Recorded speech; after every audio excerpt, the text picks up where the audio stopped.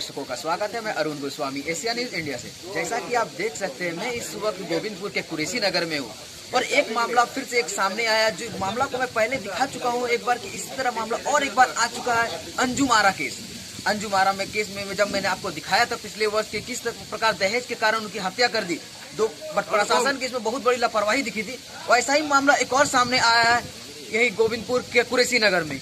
ठीक वैसा ही दहेज के कारण लड़की को हर दिन प्रताड़ित किया जाता था कि मुझे दहेज दी से उन्हें दूध, उनके शरीर पर दूध फेंक दिया, जो कि उनकी हालत अभी बहुत गंभीर है। और जो मतलब ये जो दहेज के कारण मारा करता था, वो अभी जो उनके घर पर ससुराल वाले अभी फरार है, फिलहाल पुलिस के गिरफ्त में नहीं आए हैं। जैसा कि आपने देखा कि मैंने उनके माता पिता और यहाँ पे जो उपस्थित सेंट्रल नेता व धनबाद जिला के महासचिव गुलाम मुंतका जी इनके समर्थन में आए हैं, ताकि दोषियों को कड़ा से कड़ा सजा मिले। ताकि आपने कुछ दिन पहले ही देखा था कि किस प्रकार धनबाद के गोविंदपुर में ये मामला दिन प्रतिदिन बढ़ती आया। ठीक अंजुम आरा केस कंप्लीट होने के बाद तुरंत एक महीना भी नहीं हुआ, तुरंत दूसरा मामला सामने आ गया कि दहेज के कारण दोबारा एक युवती की दहेज मांगने के कारण नहीं, जब ना मिलने के कारण दहेज, तो उनके शरीर पर दूध खौलता हुआ दूध फेंक दिया गया। डेली उनको प्रताड़ित किया जाता था कि दहेज मांग के दो। जब परिवार के द्वारा पुलिस में शिकायत दर्ज किया गया, तो पुलिस ने इसका शिकायत नहीं दर्ज किया। और जब 23 तारीख को जैसा कि आपने बताया कि कांग्रेस के आजसू के सेंट्रल नेता शफीक आलम अंसारी ने जैसा कि बताया कि 23 तारीख को ये मामला घटा था, बट 23 तारीख को पुलिस वालों ने लापरवाही दिखाई और ये मामला को थाने में दर्ज नहीं किया गया। इस पर कहीं न देखा जाए कि पुलिस की लापरवाही है, क्योंकि जब देखा जाता है कि जब अंजुम आरा केस में भी पुलिस ने सही समय पर सही समय पर यदि एक्शन ले लिया होता था, आज अंजुम आरा जिंदा होती। क्योंकि जब देख रहा है कि दहेज का कारण इतना दिन पे दिन बढ़ते जा रहा है ये मामला, ऐसा ही तमाम खबरों के लिए देखते रहे हमारे साथ। तब तक बने रहिए हमारे साथ एशिया न्यूज इंडिया में। हाल ही में एक अंजुम आरा केस आया था, ठीक उसी प्रकार यहाँ भी एक सेम वैसा ही केस दिख रहा है। इसको लेकर आप क्या कुछ करना चाहते हैं? भाई बहुत ही निंदनीय है कि बेटियों का साथ इस तरह कायरों ने अत्याचार करना, इनके साथ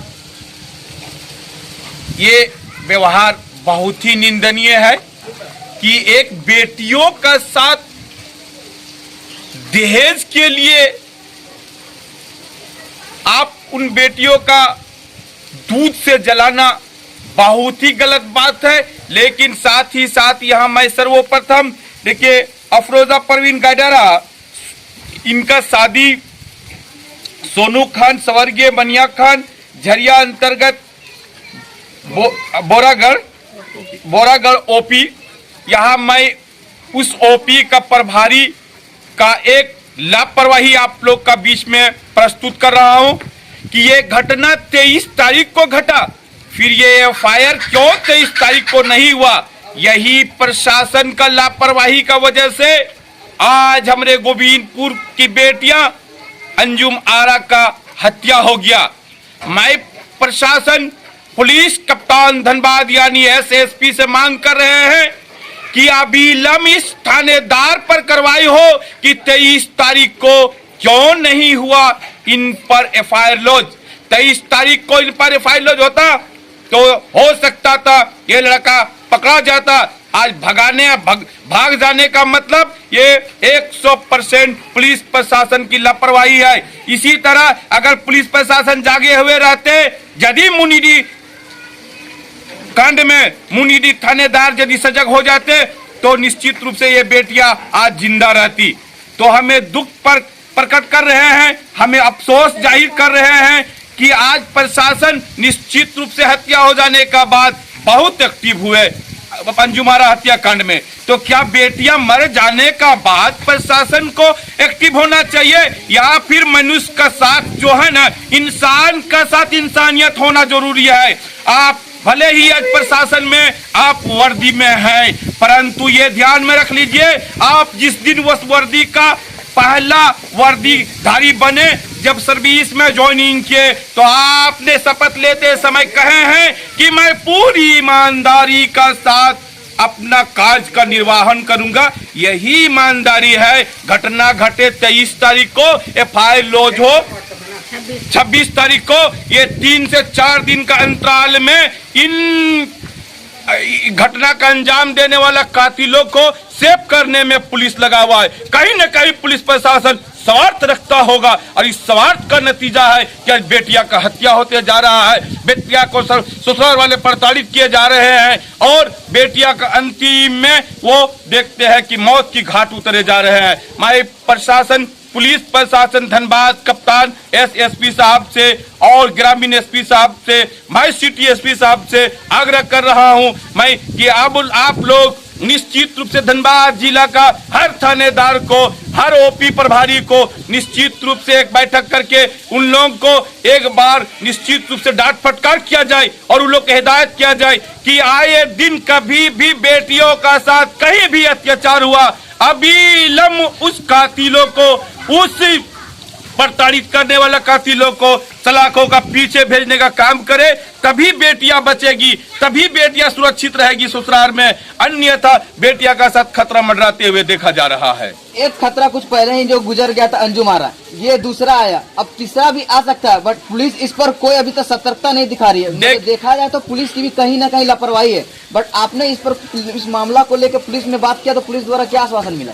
अभी मैंने बोरागढ़ ओपी प्रभारी से बात किए, उन्होंने बोला कि मैं देख रहा हूं, जैसे ही नजर आएगा, कहीं भी छापामारी मेरा चल रहा है, जैसे ही पता लगेगा उनको पकड़ करके निश्चित रूप से जेल भेजने का काम करेंगे, सलाखों का भेजने का काम करेंगे, सलाखों के पीछे भेजने का। लेकिन दुख की बात है कि 23 तारीख को क्यों एफआईआर नहीं हुआ, ये क्वेश्चन मेरा डायरेक्ट एसएसपी साहब से है। इन बोरागढ़ का थानेदार से स्पष्टीकरण होना चाहिए कि आखिर 23 तारीख को क्यों वहां लड़की का मां इलाज के लिए हॉस्पिटल दौड़ेगी या फिर एफआईआर लॉन्च करने के लिए थाना दौड़ेगी। अब ये बताइए, सूचना मिलते ही जो है ना प्रशासन को आगे बढ़ना चाहिए। जहां ये झारखंड सरकार की लापरवाही देख रहे हैं, सरकार कर क्या रहे हैं कि आज इस पुलिस का बड़बड़ता, आप पुलिस का लोगो जो है ना बेटी का साथ इतना बड़ा अत्याचार हुआ और फिर प्रशासन कान पर तेल डाल के सोए हुए है, हाथ पर हाथ धर के सोए हुए, हत्या हो जाने के बाद एक्शन में आते हैं। ये धनबाद पुलिस का इतिहास रहा है, जो साक्ष्य का रूप में अंजुमारा हत्याकांड को मैं दे रहा हूं कि लोग बहुत ही एक्शन में आए पुलिस प्रशासन, परंतु हत्या का बाद, इसलिए कि अंजुमारा हत्याकांड में उनके बाबूजी, उनके मां और उन इलाके का लोग काफी दिनों से प्रशासन का चक्कर काट रहे थे, लेकिन कभी प्रशासन ऐसा हरकत में नहीं आए कि वो लड़की, वो बेटी बच जाती, ये वो लड़की को बचा लेना। इसलिए वो लड़की उसी रूप में बच सकती थी कि उनके परिवार को अविलंब इन पर एफआईआर होने का बाद पकड़ करके थाना पर लाया जाता, थाना पर उसे पूछताछ किया जाता है क्यों इन बेटियों के साथ इस तरह कर रहे। शादी हो के जाने के बाद दोबारा वो लड़की मायके नहीं आई, कितना बड़ा सवाल है। बाबूजी जाके पुलिस प्रशासन को खबर कर रहे हैं, ग्रामीण एसपी से मिल रहे हैं, सारे लोग को जानकारी है, लेकिन हत्या का बाद काफी एक्टिव हुआ, काफी माने खोजबीन किया गया, यहाँ तक कि बंगाल राज्य से भी, दूसरे राज्य से भी पकड़ के लाया गया वो उन हत्यारा को। तो वैसा बात नहीं है, इसमें हम यही चाह रहे हैं कि हत्या से पहले एक्शन हो। पुलिस प्रशासन क्या बताया, गिरफ्तारी कब होगी? गिरफ्तारी के लिए छापामारी चल रहा है, ये अभी बताया। पुलिस प्रशासन द्वारा अगर आपको न्याय नहीं मिलता है तो इसके लिए आप आगे क्या कर सकते हैं? इसके लिए फिर हमें तो फिर मजबूर हो करके आगे के लिए आंदोलन निश्चित रूप से किया जाएगा। वो आंदोलन निश्चित रूप से मेरा आंदोलन होता है, पहला प्रशासनिक टेक्निकल ढंग से हम लोग रणधीर वर्मा चौक पर एक धरना दे करके इनका दुख प्रकट करेंगे कि आखिर ये प्रशासन क्या कर रहे हैं, प्रशासन का काम क्या है, और इसके बाद फिर यदि हमारा न्याय नहीं मिला तो इससे आगे भी तैयार करेंगे, इससे आगे भी लड़ाई को हम लोग ले जाएंगे। इनके लिए जो भी करना पड़ेगा, कोई बात नहीं। मेरा नाम मोहम्मद शफीक आलम अंसारी हुआ और मैं आजसू पार्टी का सेंट्रल कमेटी मेंबर हुए, और साथ ही साथ मैं अभी वर्तमान होने वाले पंचायत चुनाव 11 नंबर से, जिला परिषद क्षेत्र 11 नंबर से मैं प्रत्याशी प्रबल दावेदार हूँ। यही मेरा। आपका परिचय? मैं मोहम्मद गुलाम मुंतगा, धनबाद जिला युवा कांग्रेस जिला महासचिव, और अभी वर्तमान में पंचायत प्रमुख का दावेदार हूँ। घटना के संबंध में बताएं, आप मिलने आए हैं पीड़िता से? इस संबंध में आप बताएं। जी, घटना तो यहाँ पे घटा हुआ हो गया 6 दिन से 7 दिन होने चला है। और एक्चुअली मैं भी आउट ऑफ स्टेशन था और कल भी पीड़ित परिवार से मिलने आया, तो कल इनकी माता श्री से बात हुई और जो पीड़ित है उससे ही बात हुई। तो मालूम यही चला है कि लड़का कहीं ना कहीं लड़की का शोषण किया है और पैसा के लालच में या दहेज के लालच में कहीं ना कहीं मार पीट कर ला के छोड़ देता था। फिर बीच बचाव करते हुए कुछ दिन के बाद फिर इसकी माताजी लोग यहाँ के 3-4 आदमी लोग ले आके वहाँ विदाई भी दिए। इस बार जाने के बाद वहाँ क्या हुआ, किसी कारण खौलता हुआ दूध इसके चेहरे पे लड़की का फेस पे फेंक दिया, जिससे लड़की का फेस जल गया पूरा सारा वन साइड और पूरा बॉडी भी वन साइड जला हुआ है। तो इसमें हमको लगता है कि लड़का की साजिश है ये मर्डर करने का कहीं ना कहीं, और मार के भाग भी गया है। घर में तालाबंदी भी है। न्याय कब मिलेगा लड़की वालों को? देखिए, न्याय के लिए तो हम लोग गुहार आज से शुरू कर दिए हैं। कल तक संपादक महोदय आप सभी का शुक्रगुजार हूं कि आप सब लगे हुए थे, और आज से प्रतिनिधि लोग जो भी है, हमारे साथी लोग भी हैं, और हम भी यहाँ तक मिल करके इसका न्याय का गुहार लगा रहे हैं। हमारे धनबाद प्रशासन के एसएसपी साहब महोदय से भी गुहार लगा रहे हैं कि जितना जल्द से जल्द हो लड़का गिरफ्तारी हो, क्योंकि कल ही बात हुई हमारी यहाँ के बोरागढ़ थाना प्रभारी जी से बात हुई है। तो उनका कहना था कि लड़का नहीं है घर पे ताला बंद है। तो उनको नंबर दिया गया, नंबर लोकेशन से भी हम बोले हैं कि ट्रैक करके अब देखिए लड़का लोकल में ही है, कहीं ना कहीं उसको उठाया जाए, क्योंकि लड़की अब ऐसा ना हो कि लड़की अंजुम आरा के जैसे जान चला जाए, उसके बाद आप लोग रीएक्टिवेट होकर के उसके बाद आप एक्शन लो। तो उसमें हमें आश्वासन दिया गया है कि लड़का को जितना जल्दी से जल्दी हो रेड मारा जा रहा है, उसको उठाएंगे। पीड़िता को न्याय दिलाने के लिए आपने अपनी ओर से क्या प्रयास किया, किन अधिकारियों से बात की है और क्या आश्वासन दिया गया आपको? देखिए, इनको न्याय के लिए हम लोग सड़क से सदन तक जाने के लिए तैयार है। यहाँ पहले प्रशासनिक कार्रवाई जो है उस पर हम लोग चल रहे हैं कि प्रशासन अपने स्तर से काम करे, और थाना में बात हुई हमारी।